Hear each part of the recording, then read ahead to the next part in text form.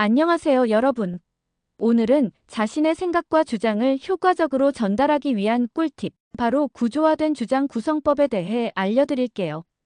혹시 이런 경험 있으신가요?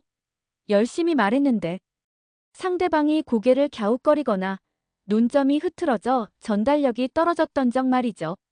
오늘 제가 알려드릴 방법만 알면 논리적이고 설득력 있는 주장을 완벽하게 펼칠 수 있습니다. 1.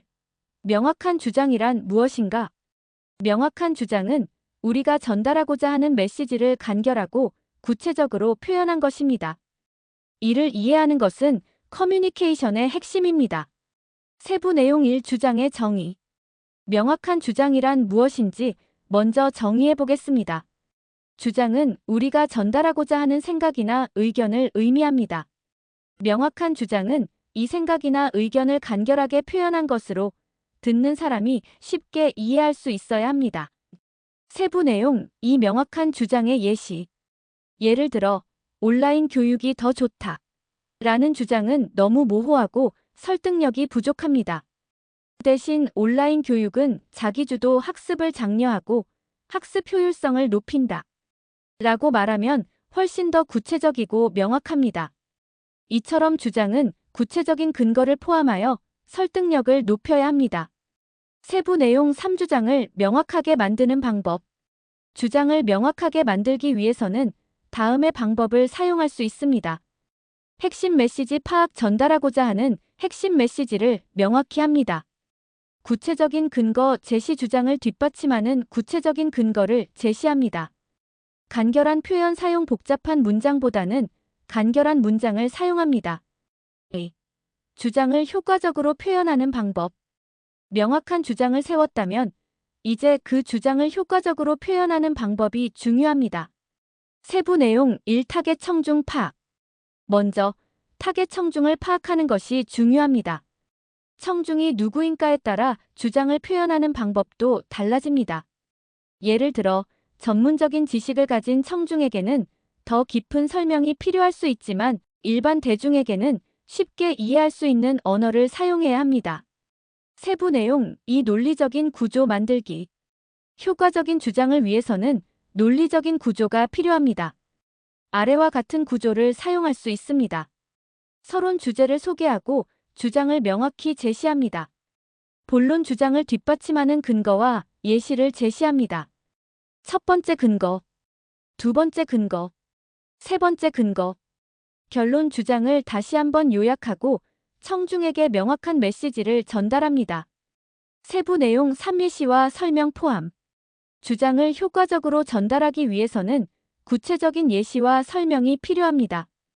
예를 들어 온라인 교육은 자기주도 학습을 장려한다는 주장을 할 때 실제 사례를 포함하여 설명하면 더 설득력 있습니다. 3. 사례를 통해 배우기.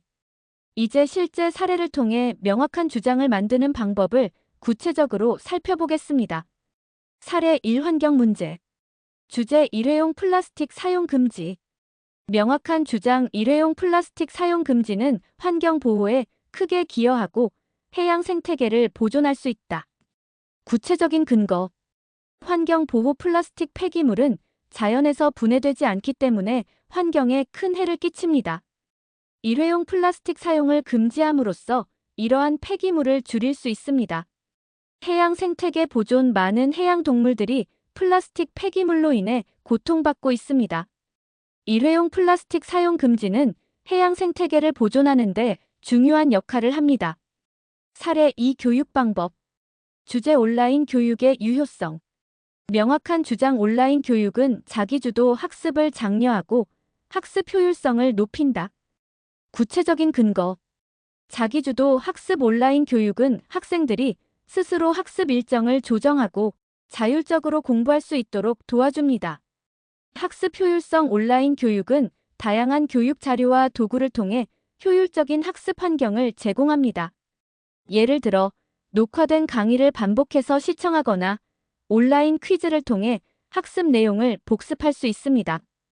역사 속 사건을 예로 들어 구조화된 주장을 펼치는 예시를 들어보겠습니다. 주장 3.1운동은 한국의 독립운동 역사의 중요한 전환점이었다. 3.1운동과 한국의 독립운동. 1919년 3월 1일, 당시 일본 제국의 식민 통치에 반대하여 한국 전역에서 일어난 대규모 시위운동인 3.1운동은 한국의 독립운동 역사에 매우 중요한 의미를 지니고 있습니다. 이 운동은 한국 민족의 독립의지를 전 세계에 알렸고 이후의 독립운동에 큰 영향을 미쳤습니다. 이 글에서는 3.1운동이 한국의 독립운동 역사의 중요한 전환점임을 주장하고 이를 뒷받침하는 근거와 예시를 제시하겠습니다. 구조화된 주장을 설명하며 핵심 내용 전달. 핵심 주장. 3.1운동은 한국의 독립운동 역사의 중요한 전환점이었다. 3.1운동은 단순히 일회성 저항이 아닌 한국 민족의 독립의지와 저항 정신을 전 세계에 알리는 중요한 계기가 되었습니다. 이 운동을 통해 한국인들은 폭압적인 식민 통치에 맞서 결집된 힘을 보여주었으며 이는 이후 독립운동의 활성화와 국제사회의 관심을 유도하는 데 큰 역할을 하였습니다. 근거. 근거 없이 주장만 하면 설득력 0점입니다. 3.1운동의 중요성을 뒷받침하는 여러 가지 근거가 있습니다. 이를 통해 3.1운동이 왜 중요한 전환점이었는지 살펴보겠습니다. 대규모 참여와 전국적 확산 3.1운동은 서울에서 시작되었지만 이내 전국으로 확산되어 약 200만 명 이상의 한국인이 참여한 대규모 운동이었습니다. 이는 한국 민족의 독립의지가 얼마나 강렬했는지를 보여주는 증거입니다. 국제사회에 대한 영향 3.1운동은 국제사회에 한국의 독립의지를 알리는 계기가 되었습니다. 특히 파리 강화회의에서 한국의 독립을 호소하는 목소리를 높이는 데 기여하였으며 이는 국제 여론을 한국의 독립운동에 우호적으로 돌리는 데 도움을 주었습니다. 지도자들의 발판 3.1운동을 통해 수많은 독립운동 지도자들이 배출되었습니다.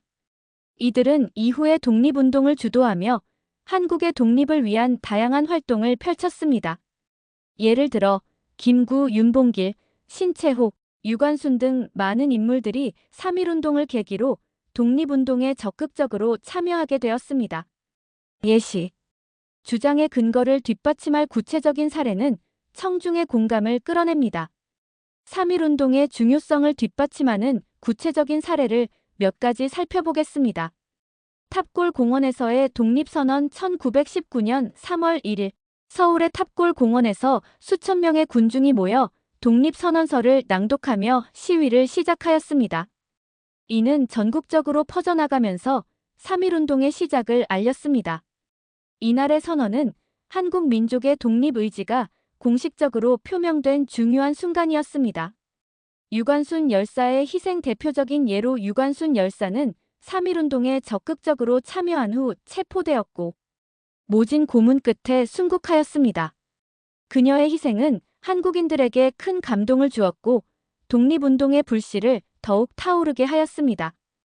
평양에서의 시위. 평양에서도 대규모 시위가 일어났습니다.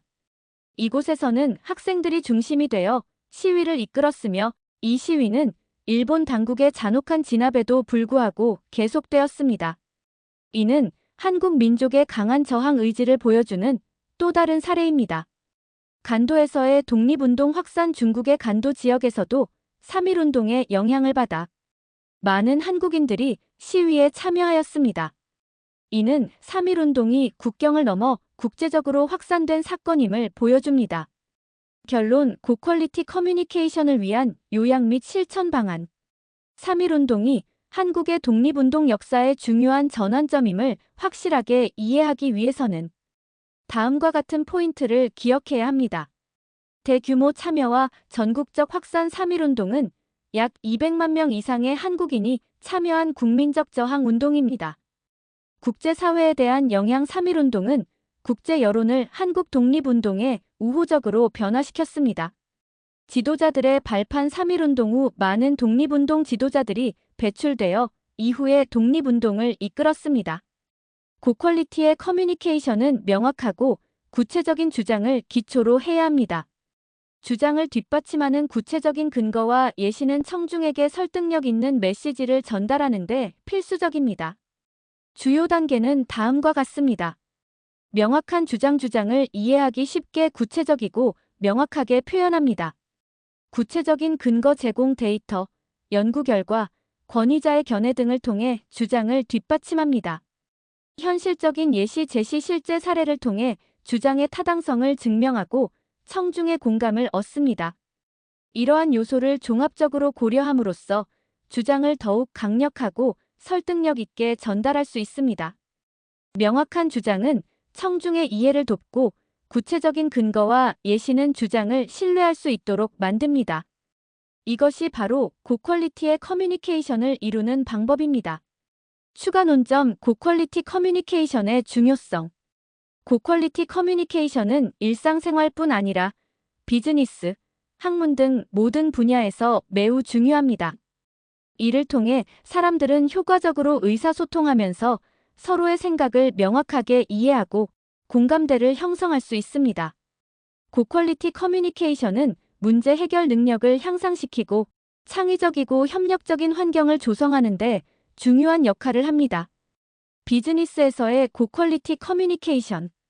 비즈니스 환경에서는 고퀄리티 커뮤니케이션이 더욱 중요합니다. 명확한 의사소통은 팀워크를 강화하고 프로젝트 진행 상황을 원활하게 할 수 있습니다. 예를 들어, 프로젝트 매니저가 팀원들에게 명확한 지시를 내리고 이에 대해 구체적인 피드백을 제공한다면 프로젝트의 성공 가능성을 높일 수 있습니다. 이와 반대로 모호하고 불명확한 의사소통은 오해와 갈등을 초래할 수 있으며 이는 프로젝트 실패로 이어질 수 있습니다.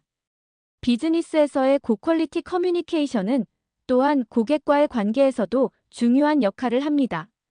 예를 들어 제품이나 서비스를 판매할 때 고객에게 명확하고 구체적인 정보를 제공하는 것이 중요합니다. 이는 고객의 신뢰를 얻고 만족도를 높이는 데 중요한 역할을 합니다. 명확한 커뮤니케이션은 고객의 질문에 신속하게 답변하고 그들이 필요로 하는 정보를 제공함으로써 긍정적인 경험을 할 수 있도록 돕습니다. 학문에서의 고퀄리티 커뮤니케이션. 학문 분야에서도 고퀄리티 커뮤니케이션은 중요합니다. 연구 결과를 발표하거나 논문을 작성할 때 명확하고 구체적인 주장을 통해 독자들에게 자신의 연구 내용을 효과적으로 전달할 수 있어야 합니다. 예를 들어, 과학 논문의 경우 연구 방법과 결과를 명확하게 설명하고 이는 기존 연구와 어떻게 연관되는지를 구체적으로 논의해야 합니다. 또한 학문적 커뮤니케이션은 동료 연구자들과의 협력에서도 중요합니다. 명확한 의사소통을 통해 서로의 연구 아이디어를 교환하고 공동 연구를 진행하는 과정에서 의미 있는 협력 관계를 형성할 수 있습니다. 교육 분야에서의 고퀄리티 커뮤니케이션. 교육 분야에서는 교사와 학생 간의 의사소통이 매우 중요합니다.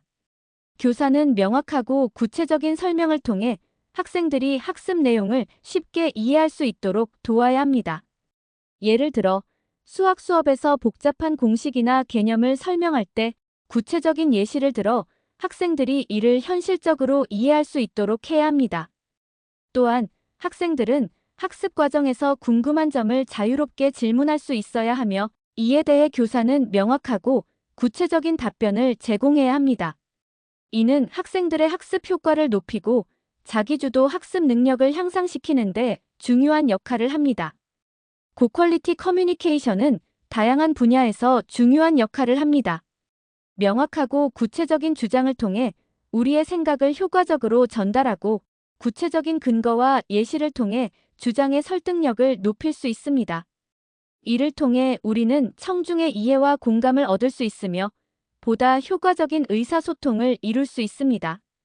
고퀄리티 커뮤니케이션은 우리의 일상생활, 비즈니스, 학문, 교육 등 모든 분야에서 중요한 덕목입니다. 이를 통해 우리는 더욱 명확하고 체계적인 의사소통을 할 수 있으며 이를 기반으로 보다 나은 성과를 이룰 수 있습니다.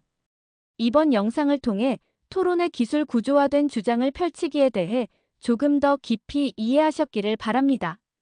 도움이 되셨다면 좋아요와 구독 부탁드리며 궁금한 점이나 의견이 있다면 댓글로 남겨주세요.